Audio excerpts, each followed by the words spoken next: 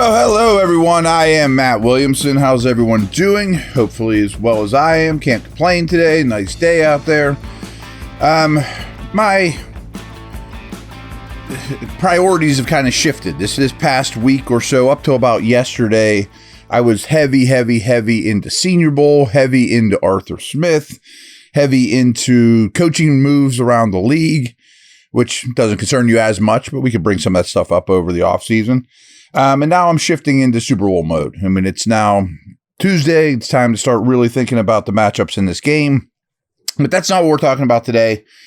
That being said, I'm not a huge bettor. I don't give you guys like betting advice. But just looking at the Super Bowl MVP setup here, I'm shocked that there's two out there that are such long shots that I suggest you put a couple bucks on. And both are defensive linemen. One of them is Chris Jones to win MVP.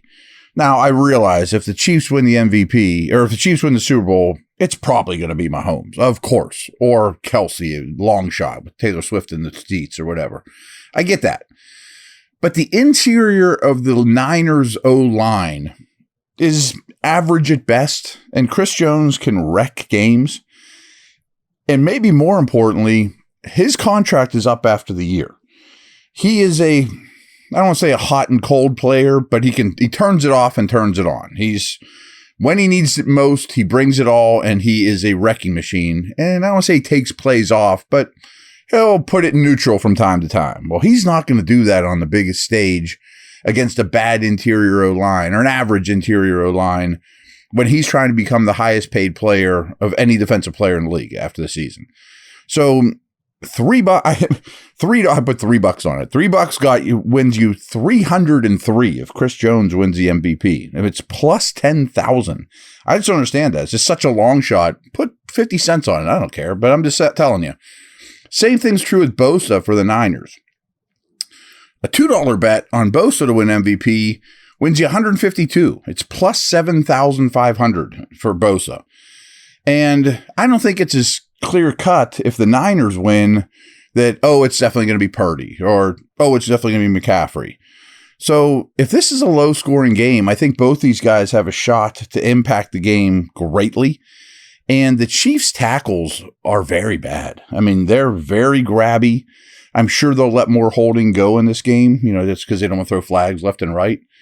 But I think Bosa against those tackles could pay off really well. I mean, if one of these guys has 2 sacks, they're going to be in the mix for a $2 bet to win you 152 or a $3 bet to win you 303. So I just wanted to throw that out there. Again, that's not usually my style to talk bets and whatnot. But I just figured that was some interesting stuff.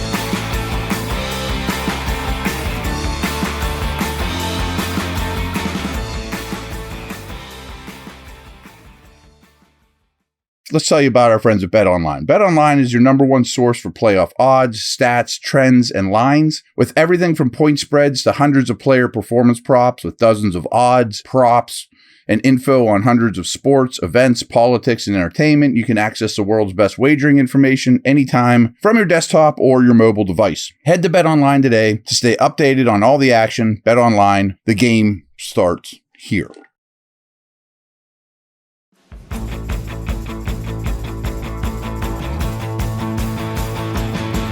So yesterday, I got a lot of responses from you guys feeling better about the Arthur Smith hire.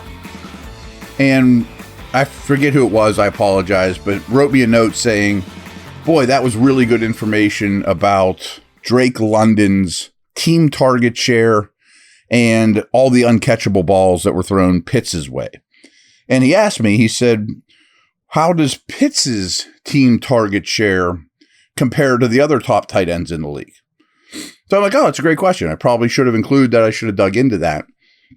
And it so happens he has a 16.2% target share last year for the Falcons. So if the Falcons drop back, there was a 16% chance it was headed Pitts' way, whether it's catchable or not. Most of them weren't at an amazing rate. Again, listen to yesterday's pod for that. But that was 13th amongst all tight ends. I mean, guys like Kelsey were ahead of him, of course. All the names you would think. I mean, so he was 13th amongst tight ends in team target share. which, hey, that's like we want to see. And again, this all stems from the knock that Arthur Smith never gets his good players the ball. Yeah, he does. Yeah, I mean, yes, he does. I mean, there's not much way around it. I mean, it doesn't always end in completions for poor Kyle Pitts, but the plays are designed and the concepts are there to get his best players the football. Speaking of play calling, I found this mind-boggling too. You know, again, I was talking about how I've done a lot of coaching stuff and Arthur Smith and all these things. So you talk about offensive play callers. It is a short lifespan in the NFL now. So there are only 6 current play callers out of 32 that have done it for 3 years or more with their team, that are going into their 4th season of being their team's play caller. So if you're not great at it, you get fired. If you're okay at it, you might get hired to be a head guy. If you're really good at it, you're definitely going to get hired to be a head guy. And all the ones that are the only offensive play callers going into their 4th season calling plays with their current team: Zach Taylor with the Bengals, Kevin Stefanski with the Browns. They're all head coaches, by the way. Matt LaFleur, Andy Reid, Sean McVay, Kyle Shanahan, 2 of whom are playing on Sunday. Does that mean that's the only way to get the Super Bowl? I don't think so, but nor do I think it's a coincidence. It's a nice thing to have. But my point is stability at the offensive play caller is basically non-existent in this league. A couple other things I want to talk about real quick. I'm leaning more and more towards the Steelers should probably sign a quarterback. I don't think that's going to be Kirk Cousins or anything like that. And maybe draft a 4th-round quarterback, give or take. A couple names to throw out there just to be aware of. I'm not going to dig into their scouting reports, but these are guys that I'm interested in. Is Tua's brother. I mean, I think Tagovailoa is a really interesting player, had a good East-West Shrine game from what I understand. As did Kentucky's Devin Leary. He's a really talented player too that could use some work, could use a year or two sitting on the bench. And Spencer Rattler, who did a really nice job in the Senior Bowl. I've mentioned him before. So those are some names I'm kind of starting to dig into. I'm going to do more homework on them. I may change my tune, who knows, but I think those are guys to consider that have some upside, that aren't going to cost you an arm and a leg on draft day. Speaking of team needs, I look at when I try. I haven't really built my approach to Steeler team needs quite yet because I need to know the draft better. I need to know free agency better, and that'll really be my focus pretty much as soon as the whistle ends for the Super Bowl. But I do have a pretty good feel for it, and this is and this is a Kevin Colbert thing, but it's not unique to Kevin, obviously. But I love to build a plan that can take advantage of the strengths of the draft. Free agency comes before the draft, so use free agency so you can fish in the biggest of pools on draft day. And if the Steelers need positions, this looks like a pretty darn good corner draft and a lot of first-round options for where they pick at corner. It's an unbelievable offensive tackle draft. And then I would really like to set this thing up that they can grab some sort of offensive tackle that is just so hard to find most years, but not this year. It's a really good center draft, but much like the Creed Humphrey, Kendrick Green year, there's still only 3 or 4 that you would consider starters, and the chances you getting them are not slim, but you can look around the league and see who is center needy and who isn't. But it's a smaller pool, of course, but it's a good group of centers. And it's a really good wide receiver class, as it has been, all of which I think are Steeler needs. Now, again, just big positional overviews here. It is not a good off-the-ball linebacker draft, and it's not a great safety draft. Like, I'm not saying you can't find guys in the 3rd and 4th round that would help the Steelers' needs. I'm not saying that at all.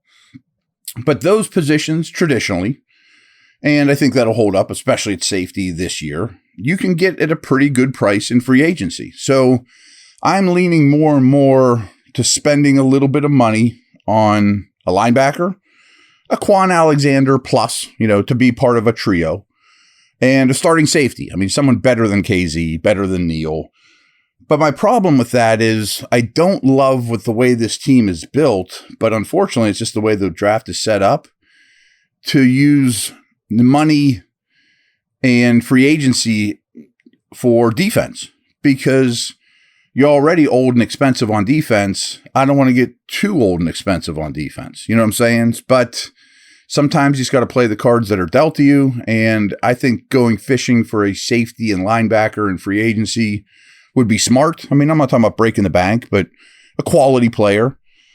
I'd also consider, going big on a corner, but that's a different story for a different day. And then I think you'd love to draft receiver, center, tackle, probably corner as well. So that's the first step of things to think about. If you notice, I didn't mention defensive line. I have mixed feelings how to handle the D-line. I don't know if they'll keep Ogunjobi. I tend to think they will. And if you do that, I know this is dangerous. I've mentioned it before. I think you kind of run back D-line with what you have, including like a Watts and or Adams that are free agents, and hope to squeeze another year out of it and then attack it like crazy next year. Because also this defensive tackle draft is not very good. I know a lot of people are saying this is the year you have to grab D-line, another young one put next to Benton. I got no problem with that, but you can't have everything. You only get one first round pick. You only get one second round pick. I mean, these needs get filled very quickly. So that's just some of my thoughts here. I just figured kind of a random podcast today, throw some things out that I've been thinking about. Take care. Over and out.